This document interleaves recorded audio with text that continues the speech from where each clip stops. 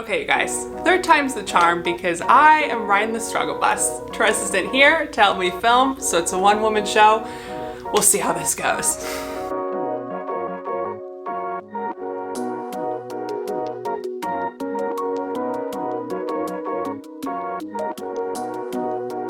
Welcome back. It's been a minute, but I am so excited to be back on Saint Stories today to celebrate Saint Kateri Tekakwitha, a dear friend of mine and yours, or soon to be, we'll see. Saint Kateri is known as many things. Lily of the Mohawks, the patroness of the environment and ecology, people in exile, and Native Americans because she is the first Native American to be declared a saint. The first, but not the last, am I right? But if we go way back, before she was a saint, before she had any of these titles, she was given the name Tekakwitha, which translates to she who bumps into things.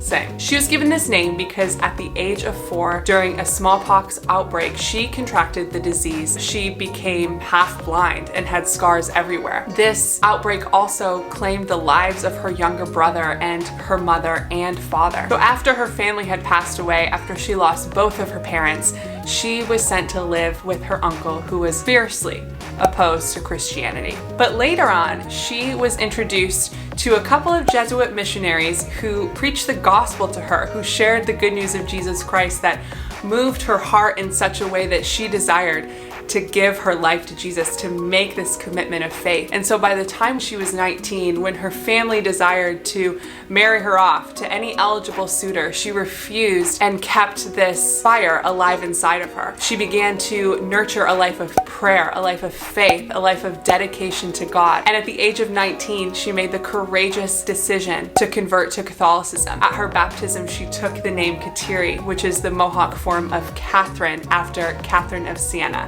Who doesn't love her? Her decision to convert to Catholicism was not only unpopular amongst her uncle or the only family she had left, but her entire community. And so her witness, her boldness of faith ruffled a lot of feathers. People went so far as to spread rumors about her that she was engaging in sorcery, all these crazy, untrue things to try to counteract or undermine her holiness, her decision to follow the Lord. But despite the challenges, she continued to live her faith in a real and authentic way. She even went so far as to refuse to work on Sundays, which meant that she wouldn't receive food. So she fasted and offered up all of her sacrifices for her faith as she observed the Sabbath. And during these moments of hardship, she recalled so many instances of grace that sustained her in her newfound life as a baptized Catholic. And later on, when things continued to get even worse, she fled persecution by walking 200 miles to a Christian community where she began to receive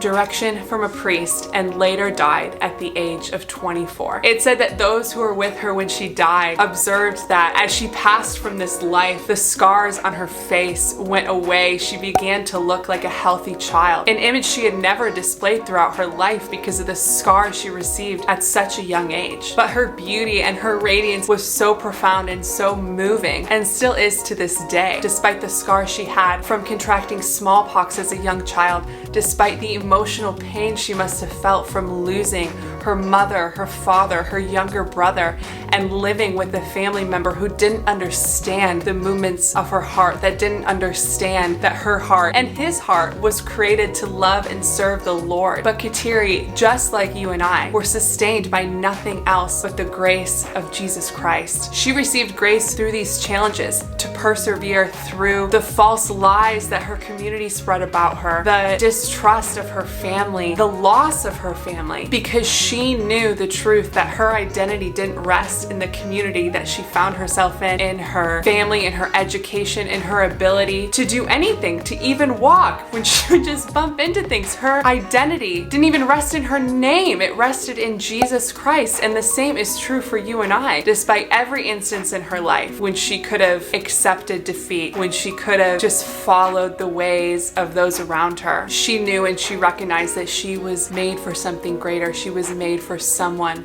greater. And so today, as we celebrate this great saint, this trusted friend and companion, I invite you to remember who and what you were created for, and recognize that no matter what you carry, no matter the scars that you have, no matter how incapable you feel, nothing disqualifies you from a life of grace. Forgiveness is available, new life is available, friendship with Jesus is possible. So let's take a note from our friend, Saint Kateri, and lean into that today. Regardless of the popularity, holiness is our call. Saint Kateri, pray for us. If you like this video, be sure to give it a thumbs up and check out the rest of our saint stories over on our YouTube channel. See you next time.